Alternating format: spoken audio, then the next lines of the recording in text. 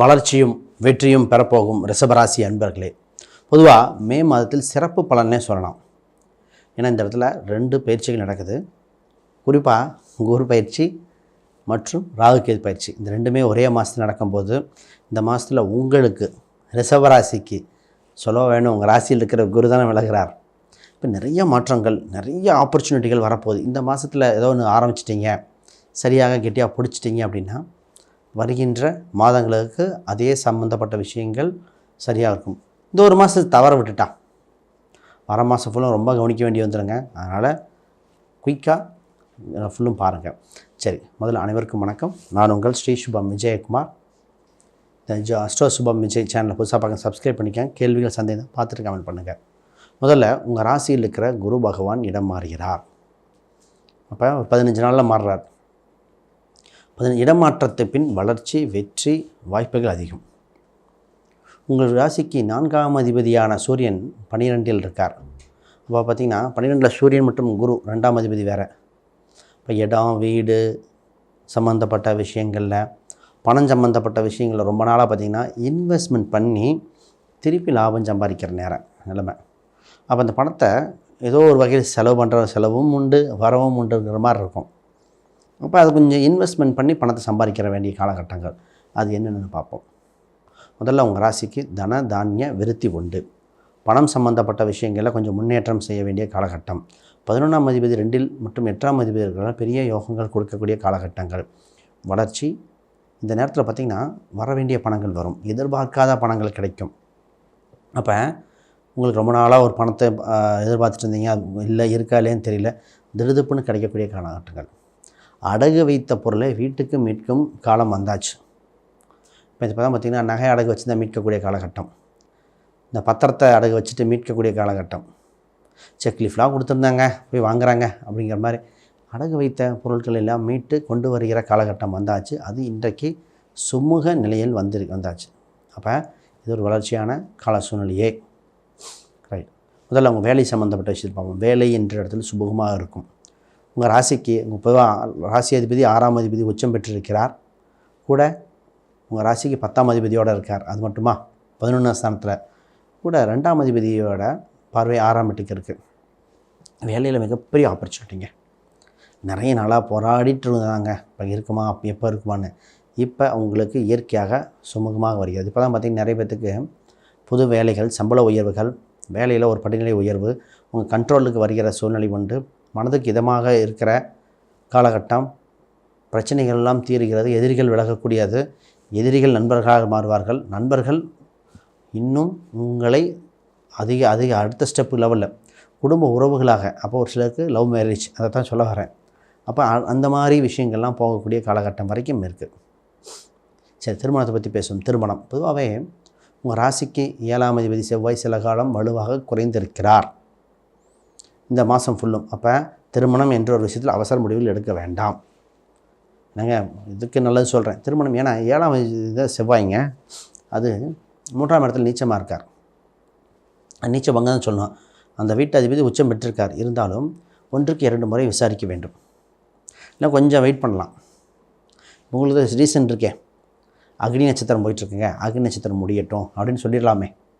நாங்களே தான் எடுத்து வரோம். ஏன்னா உங்கள் ராசிக்கு 7ஆம் அதிபதி பார்த்திங்கன்னா ஒரு பதில் சொல்ல முடியாமல் இருக்கா இல்லையா, ஒரு தகவல்கள் விசாரிக்க வேண்டிய சூழ்நிலை இருக்கிறது. அதனால் கொஞ்சம் விசாரிச்சுட்டு ஃபைனலாக பார்ப்போம். கொஞ்சம் பொறுமையாக இருங்க. இப்போ பொதுவாகவே ஒரு ஜாதக ரீதியாக இப்போலாம் பொருத்தம் வருதுன்னா கவனிக்க வேண்டியது அவங்களோட ப்ரொஃபைல் ரைட்டாக இருக்கா, பிறந்த ஊர், அவங்களுக்கு சொத்து சுகங்கள் இருக்கா, உடன் பிறந்தவங்க, இது எல்லாமே கொஞ்சம் டீப்பாக பார்க்க வேண்டியதாக இருக்குது. ஆண் பெண் இருவருக்கும். இப்போ பெண்கள் சம்மந்தப்பட்டது வருது அப்படின்னா அவங்க ஜாதக ரீதியாக வேலைக்கு போகிறாங்களா இல்லையா, வேலைக்கு போகிறேன்னு போட்டிருப்பாங்கன்னா வேலைக்கு போகாமல் இருக்கலாம், சம்பள மாறுதலுக்கு உண்டு. அப்போ அவங்களுக்கு இந்த மாதிரி கொஞ்சம் விஷயம் பார்க்கணும். மொபைல் கம்யூனிகேஷன் சம்மந்தப்பட்ட விஷயங்கள் கவனம். இப்போ தான் மொபைலில் தான் சண்டை வரும். நான் இந்த ராஜிக்கு பொதுவாக சொன்னேன், கொஞ்சம் மொபைல் ஃபோன் மட்டும் கொஞ்சம் பத்திரமா பார்த்துக்கங்க. மொபைல் ஃபோன் சம்மந்தப்பட்ட டேட்டா ஃபோன் அட்டன் பண்ணாலும் பிரச்சனை, அட்டன் பண்ணாலும் பிரச்சனை. ஏன் இந்த வார்த்தைன்னா 3இல் இருக்கிற அந்த ஒரே கிரகம் செவ்வாய். அப்போ தகவல் சம்மந்தப்பட்ட கொஞ்சம் சீக்கிரட்டாக மெயின்டைன் பண்ணிக்காங்க. ரைட், முக்கியமான விஷயம் முடிச்சாச்சு. அடுத்த நல்ல விஷயத்துக்கு போவோம். ஏன்னா கலவையாக இந்த ஒரு வார்த்தை இருக்கும்போது சொல்லிடுறது பெட்டருங்க. நல்லா இருக்குன்னு புகழ்ந்து சொல்கிறது முக்கியம் இல்லை, இது முக்கியமான விஷயம். ரைட். இப்போ சொத்து சுகம் சேர்க்க காலகட்டங்க. வீடு, இடம், வண்டி, சொத்து சுகம் சேர்க்கலாம். ஒரு ப்ராப்பர்ட்டிக்கு உண்டான காலகட்டம் வந்தாச்சு. இப்போ தான் பார்த்திங்கன்னா ஆப்பர்ச்சுனிட்டி நிறையா போய் மைண்ட் ஃபுல்லாக அங்கே தான் இருக்கும். வண்டி வாங்கலாம், இடம் வாங்கலாம், வீடு வாங்கலாம், ஏதோ ஒன்று கட்டுவோம், வீட்டுக்காரங்க குறை சொல்லிட்டான், நம்ம சொந்த பந்தம்லாம் மதிக்கலை அப்படிங்கிற ஒரு தோணும். இந்த வருடத்தில் வாங்க போகிறீங்க, இந்த மாதத்தில் போய் பார்த்துட்டு வாங்க. ஒரு சிலருக்கு இந்த மாதம் அமைகிறது, ஒரு சிலருக்கு ஆவரேஜ், அதையும் சொல்லிடுறோம். ஆனால் இந்த மாதத்தில் அமையக்கூடிய கால சூழ்நிலை உண்டு. பொதுவாகவே வீடு, வாசல், தலைவாசல் எந்த பக்கம் போகணும், இந்த பக்கம் வாசல் இருந்தால் நல்லாயிருக்கும்னு ஒன்று இருக்கும். என்ட்ரன்ஸு அது மாதிரிலாம் வரும். ஊரின் எந்த பக்கம், தெற்கா வடக்கா, அந்த மாதிரி அதெல்லாம் ஜாதக ரீதியாக பார்த்து முடிவெடுங்க. யார் பேரில் வச்சுட்டு வாங்கணும்னு அமைப்பு இருக்குது. இப்போ பொதுவாக சொல்லிடுறேன் பாருங்கள், உங்களுக்கு அமைப்பு இருந்தால் பண்ணலாம். இல்லை குடும்ப உறவுகள் இருக்கலாமா, கூட்டாகவா, லோன் போட்டு வாங்குறதா, கட்டினா வீடா, இல்லை கட்ட முடியுமா, இல்லை ஆல்ரெடி இருக்கிற செகண்ட் ஹேண்ட் வீடா, இல்லை ஃபுல் அண்ட் ஃபுல் கான்ட்ராக்டாக விட்டுட்டு அவங்களே மெயின்டைன் பண்ண சொல்லிடலாமா, பல கேள்விகள் வரும். அத்தனைக்கும் பதில் வீடு கட்டுற யோகம் உண்டு. இதற்குண்டானது ஜாதக ரீதியாக இண்டிவிஜுவலாக ஒவ்வொரு பர்சன் மாறியும் சூழ்நிலை உண்டு. குலதெய்வ கோயிலுக்கு அனுகிரகம் உண்டு. குலதெய்வ கோயிலுக்கு சென்று வரணும். குறிப்பாக காவல் தெய்வ வழிபாடுகள் தேவைப்படுகிறது. இந்த நேரத்தில் பார்த்துட்டு பூர்வீகம் சம்மந்தப்பட்டு சாதகமாக இருக்கும், அதை பற்றியும் பேசி கொண்டு வாங்க. 9-10க்குரியவன், உங்கள் ராசிக்கு 9-10க்குரிய 11 லாபஸ்தானத்தில் தர்ம கர்மாதிபதி யோகம் உண்டு. பொதுவாக இப்போ தான் பார்த்திங்கன்னா கோயில் குளங்கள், கோயில் கட்டணும் அப்படின்னு மைண்டில் வரும். கோயிலுக்கு பொதுவாகவே நிதி உதவிகள் ஆல்ரெடி செஞ்சுருக்காங்க, இப்போ செய்யவும் போகிறாங்க. கோயில் சம்மந்தப்பட்ட திருப்பணிக்கு உதவி செய்யும் சூழ்நிலை உண்டு. அப்புறம் கோயில் குளத்துக்கு நடைப்பயணமாக செல்லும் சூழ்நிலை, பழனியாக இருக்கலாம், முருகர் கோயிலாக இருக்கலாம். இந்த மாதத்தில் இல்லை ஐயப்பன் கோயிலுக்கு போகிறேன், இந்த மாதிரி ஏதோ ஒரு நடைப்பயணம் உண்டு. அந்த நடைப்பயணம் வளர்ச்சியை கொடுக்கும். சரி, அப்போ திருமணத்துக்கு வெயிட் பண்ண சொன்னேன். ஆல்ரெடிக்கு கணவன் மனைவி அந்யோன்யம் அதிகரிக்கும், அது சம்மந்தப்பட்டது நல்லா இருக்கிறது, அதை பற்றி கவலைப்பட தேவையாம். பொதுவாக மாணவர்களுக்கு பார்த்திங்கன்னா காம்படிட்டிவ் எக்ஸாம் சூப்பராக இருக்கும். இதில் கொஞ்சம் டைம் பத்தலை அப்படிங்கிற கம்ப்ளைண்ட் வந்துடக்கூடாதனால கொஞ்சம் எழுதி ப்ராக்டிஸ் பண்ணிக்கோங்க. வெளிநாடு, வெளியூர் சம்மந்தப்பட்டது ஹாஸ்டல் தங்கி படிக்கக்கூடிய சூழ்நிலை உண்டு. அப்போ மாணவர்கள் திறம்படாக இருப்பார்கள், வளர்ச்சியாக இருக்கும். பொதுவாக இவங்களுக்கு பார்த்திங்கன்னா இந்த வெப்பத்தின் தாக்கம் அதிகமாக ஃபீல் பண்ண போகிற இந்த ரிஷபராசி. பொதுவாக வெயில் காலத்தில் கொஞ்சம் பார்த்துருங்க. 11 மணியிலிருந்து சொல்லுவாங்க இல்லையா, 3 மணி வரைக்கும் வெளியே போக வேண்டாம், அது உங்களுக்கு செட் ஆகும். ஏன்னா உங்கள் ராசியில் தான் கிருத்திகை இருக்குது, அங்கே தான் அக்னி நட்சத்திரமே தொடங்குது. பொதுவாகவே அக்னி நட்சத்திரம் ரொம்ப பாதிக்கப்படுறாங்கன்னா அது ரிஷபராசியாக தான் இருக்குது. அதனால் இந்த மாதம் அதையும் பார்த்துக்காங்க. சரி, அப்போ தொழிலில் வளர்ச்சியாக இருக்குது, வேலையில் வளர்ச்சியாக இருக்குது, திருமணத்தை வெயிட் பண்ணணும். அடுத்தது பார்த்திங்கன்னா பொருளாதார ரீதியாக பூர்வீக ரீதியாக சூப்பர். குழந்தை பாக்கியம் உண்டு, தான் குழந்தை சம்மந்தப்பட்ட ட்ரீட்மெண்ட் பாக்கியம் அதெல்லாம் உண்டு. குலதெய்வ கோயிலுக்கு அனுகிரகம் உண்டு. குலதெய்வ கோயில் கட்டுறதுக்கூடிய அம்சம் இருக்குது. பிஸ்னஸில் சூப்பராக இருக்குது. பிஸ்னஸ் டெவலப் பண்ணுங்கள், வேகப்படுத்துங்க. எவ்வளோக்கு இன்வெஸ்ட்மெண்ட் பண்ண முடியும், எவ்வளோக்கு பண்ணுறது பண்ணுங்கள்.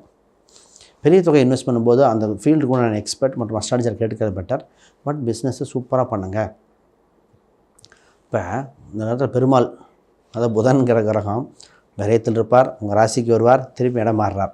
இந்த 3 கட்டங்கள் மாறுகிற மாதிரி இருக்குது. அப்போ என்னென்ன முடிவுகள், ஒரு சில விஷயத்தில் பொருளாதார சம்மந்தப்பட்ட விஷயங்கள், கொடுக்கல் வாங்கலில் கவனம் வரும், செலவாகும், திருப்பி வரும். அப்போ இந்த ஒரு பலன் மாறிக்கிட்டே இருக்கும்.